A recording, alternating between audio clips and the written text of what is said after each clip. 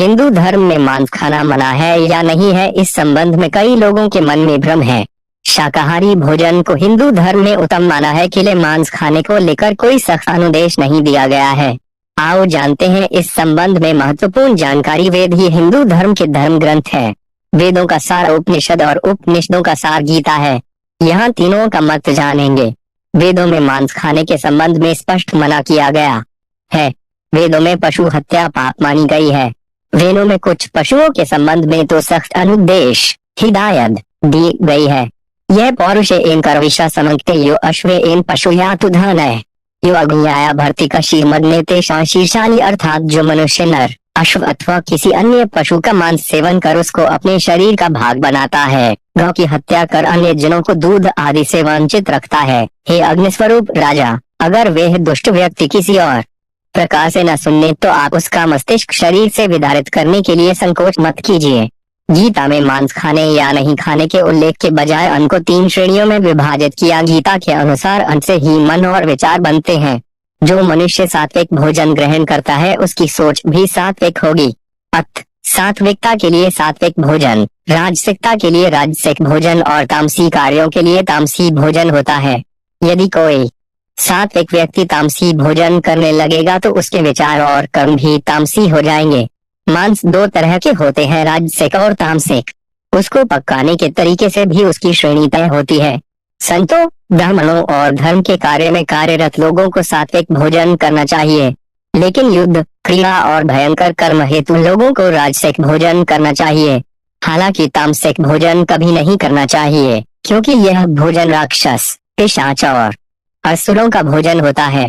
तामसिक भोजन में अच्छे से नहीं धोया गया मांस, बासी भोजन, खराब भोजन, बहुत तीखा और मसालेदार भोजन आदि आयुर्वेद के सुश्रुत अनुसार रोगोपचार में शरीर की पुष्टि हेतु कभी कभी मांसाहार करना जरूरी होता है।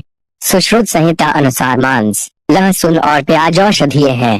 औषधि किसी बीमारी के इलाज हेतु होती है, आपकी जिह्वा के स्वाद के लिए या इसका नियमित सेवन करने के लिए नहीं होती है। आज भी मछली का तेल, सांप के जहर से अनेकों औषधि का निर्माण होता है। इसी तरह बकरे की हड्डी के रुपए और खरगोश के खून का भी औषधीय उपयोग होता है। इनके उचित सेवन से रोग नष्ट होते हैं। इस तरह यह देखा गया है किसी विशेष रोग में कुछ पशुओं के मांस, हड्डी या अन्य अंगों का उपयोग होता है। देवताओं को प्रसन्न करने के लिए बलि का प्रयोग किया जाता है। बलि प्रथा के अंतर्गत बकरा, मुर्गा या भैंसे की बलि दिए जाने का प्रचलन है। हिंदू धर्म में खासकर मां काली और काल भैरव को बलि चढ़ाई जाती है। विद्वान मानते हैं कि हिंदू धर्म में लोक परंपरा की धाराएं भी जुड़ती गई और उन्हें हिंदू धर्म का हिस्सा माना जाने लगा। दरअसल बलि प्रथा कभी भी हिंदू धर्म की देना नहीं है। बलि प्रथा का प्रचलन हिंदुओं के शाक्त और तांत्रिकों के संप्रदाय में ही देखने को मिलता है, लेकिन इसका कोई धार्मिक आधार नहीं है। शाक्त या तांत्रिक संप्रदाय अपनी शुरुआत से ऐसे नहीं थे, लेकिन लोगों ने अपनी इच्छाओं की पूर्ति के लिए कई तरह के विश्वास को संप्रदाय में जोड़ दिया गया। पशुबलि की यह प्रथा कब और कैसे प्रारंभ हुई कहना कठिन है, लेकिन इतना तो तय है कि यह वेद, गीता, उपनिषद या पुराणों की देन नहीं है। अतः आपके सामने 2 मार्ग है, पहला है आत्मा का मार्ग और दूसरा है शरीर का मार्ग। यदि आप आत्मा के मार्ग पर चलना चाहते हैं तो आपको अपने जीवन में सात्विक भोजन, गुण और कर्म को अपनाने की जरूरत होगी। यदि आप सांसारिक मार्ग पर चलकर शरीर को पुष्ट करना चाहते हैं तो आपको तय करना है कि आपको क्या खाना और क्या नहीं खाना है। हालांकि हिंदू धर्म मांसाहार खाने की सलाह या अनुमति नहीं देता है।